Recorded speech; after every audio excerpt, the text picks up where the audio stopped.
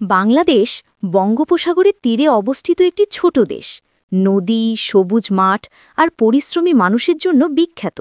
বহু বছর ধরে এই দেশে অর্থনীতি ছিল সাধারণ চাষাবাদ, মাছ ধরা আর ছোটখাটো ব্যবসা। কিন্তু সময় বদলাতে লাগল। বাজার বড় হতে শুরু করল, ফ্যাশন ছড়িয়ে পড়ল, আর দূরদেশের ক্রেতারা খুঁজতে লাগল এমন একটি জায়গা যেখানে লক্ষ লক্ষ মানুষের পোশাক তৈরি হতে পারে। তখনই বাংলাদেশ নীরবে সামনে এলো। দক্ষ হাত, দৃঢ় সংকল্প আর অশেষ পরিশ্রম দিয়ে সে শুরু করল নিজের ভবিষ্যৎ বোনা। সুতো দিয়ে সুতো, সেলাই দিয়ে সেলাই। ঢাকা, গাজীপুর, নারায়ণগঞ্জ আর চট্টগ্রামের মতো শহরে হাজারো পোশাক কারখানা জেগে উঠল। প্রতিদিন লাখো শ্রমিক, যাদের বেশিরভাগই নারী, আশা নিয়ে ঢুকতে লাগল এই কারখানাগুলোতে। তারা শুধু শার্ট, প্যান্ট বা জামা বানাচ্ছিল না, তারা গড়ে তুলছিল একটি জাতির অর্থনীতির মেরুদণ্ড। তাদের মাঝে ছিল একটি ছোট মেয়ে, নাম শিলা। শিলা প্রতিদিন অপেক্ষা করত তার মায়ের জন্য, যিনি একটি কারখানায় বোতাম আর কলার সেলাই করতেন। এক সন্ধ্যায় শিলা জিজ্ঞেস করল, মা, তুমি যে শার্ট বানাও, এটা শেষ হলে কোথায় যায়? মা হাসলেন আর বললেন, এগুলো অনেক দূরে যায়, লন্ডন, নিউ ইয়র্ক বা টোকিওতে। কেউ না কেউ এগুলো পড়বে, তারা জানবেও না যে এগুলো আমার হাতে তৈরি, এখানেই, বাংলাদেশে।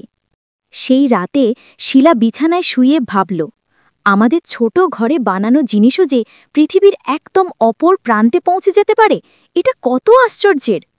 ধীরে ধীরে বিশ্বও এটা বুঝতে পারল। H&M, জারা, প্রাইমার্ক আর ওয়ালমার্টের মতো বিশ্বখ্যাত ব্র্যান্ডগুলো বাংলাদেশকে বিশ্বাস করতে শুরু করল। যখন তাদের দ্রুত সরবরাহ দরকার ছিল, বাংলাদেশ দিল। যখন তাদের প্রতিযোগিতামূলক দাম দরকার ছিল, বাংলাদেশ দিল।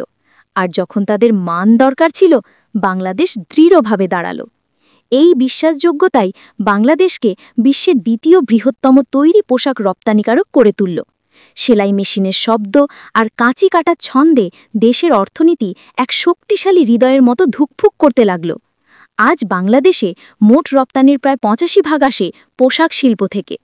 তবে এই গল্প ছিল না কোনো সংগ্রামহীন। শ্রমিকরা দাবি জানালেন ন্যায্য মজুরির, নিরাপদ কর্মক্ষেত্রের আর তাদের সন্তানের উজ্জ্বল ভবিষ্যতের। কারখানাগুলোকে শিখতে হলো কিভাবে গতি আর নিরাপত্তার ভারসাম্য রাখা যায়। আবার আন্তর্জাতিক ক্রেতারা চাইল পরিবেশ বান্ধব পোশাক, কম অপচয়, সবুজ কারখানা আর টেকসই উৎপাদন। তবুও বাংলাদেশ থামেনি। দৃঢ় মনোবল নিয়ে সে বদলেছে, উন্নতি করেছে, আর সেলাই করেছে শুধু পোশাক নয়, বিশ্বাসও। আজ যখন ইউরোপে শীত নামে আর কেউ উষ্ণ সোয়েটার পরে বা আমেরিকায় গরমে কেউ তুলার টি শার্ট পরে, তখন সেই পোশাকে থাকতে পারে বাংলাদেশের স্পর্শ।